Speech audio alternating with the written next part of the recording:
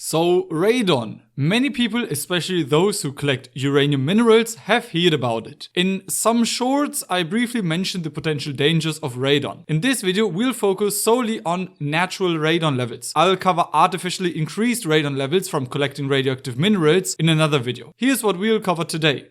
What is radon and why is it a relevant topic? Measuring radon concentrations in and around the house, and then we discuss briefly how radon is dispersed and what to do about it and some legal regulations when it comes to Germany. A quick overview. Radon is a radioactive noble gas that naturally occurs as a decay product, so-called a radiogenic radionuclide. There are two isotopes, radon-222, from the very common uranium-radium decay chain, and radon-220 from the thorium chain. And of course there's another one from the uranium-actinium decay chain, but this is so rare that I'm not going to cover that. Radon-222 is often just referred to as radon, and radon-220 is called thoron. Since thoron has a half-life of just 56 seconds, we'll focus only on radon-222, which is a half-life of 3.8 days. Radon accounts for the majority of our natural radiation exposure, contributing about 1 millisievert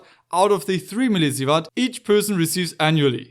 This makes sense as we are breathing in an alpha emitter. The WHO estimates that radon is responsible for 3 to 14% of all lung cancer cases. Radon is everywhere because uranium is everywhere, including in your home. So let's measure it. We'll begin with measurements of radon outdoors. On the roof, where the wind is strong, radon concentrations are quite low, averaging about 5 becquerels per cubic meter. However, closer to the ground, without strong winds, radon activity increases to around 80 becquerels per cubic meter. During rain, radon activity rises further to around 110 becquerels per cubic meter. This was observed on October 2023 during a period of constant rainfall. Next, we dug a 1 meter deep hole and covered it. Here the radon activity jumps significantly, reaching an average of 627 becquerels per cubic meter and peaking at around 726 becquerels per cubic meter.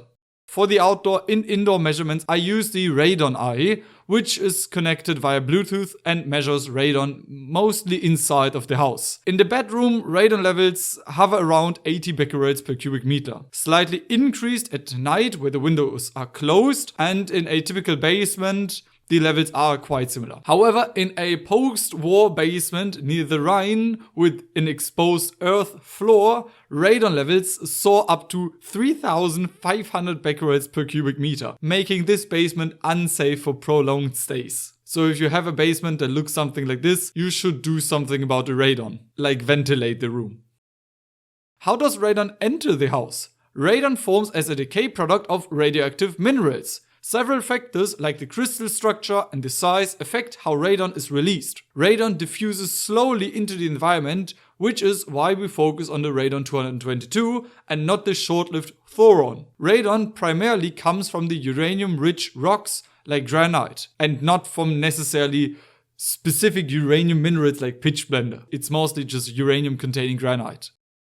Contrary to popular beliefs, radon's weight does not play a significant role in its distribution. Some people know that radon has a higher density than air, but in these low concentrations, it spreads through diffusion, convection, and advection, meaning that it doesn't just stay in the basement because it's heavy, but because the basement is surrounded by more soil which contains uranium. How dangerous is it? The WHO recommends radon levels of below 100 becquerels per cubic meter and above 200 becquerels per cubic meter. Every additional 100 becquerel increases lung cancer risk by 8%. In terms of legal regulations, in Germany there are reference values rather than strict limits. The reference values is set at 300 becquerels per cubic meter. If levels exceed this at a workplace or living spaces, action must be taken, like improving ventilation or sealing some basement cracks. New buildings must adhere to specific construction measures to prevent radon from entering. However, for a regular household, there are no legal obligations to monitor or regulate radon concentrations.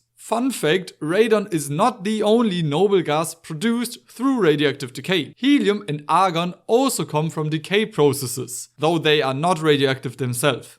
Helium originates as an alpha particle, and argon comes from the decay of potassium-40, which is also everywhere, explaining why argon is the cheapest noble gas. Heavier than helium, and it's still produced everywhere. Hopefully you've learned something new today, and we are currently working on measurements how temperature and humidity affects radon levels and exploring how collecting radioactive materials influences radon activities. And I'm also trying to conduct experiments involving radon measurements in groundwater and drinking water. If you have any questions or suggestions about radon, leave a comment down below, and with that being said, thank you for your attention and goodbye. A special thanks goes to the Working Group of Analytics and Fundamental Nuclear Chemistry from Dr. Erik Strupp and the Division of Nuclear Chemistry at the University of Cologne, and to my Patreons.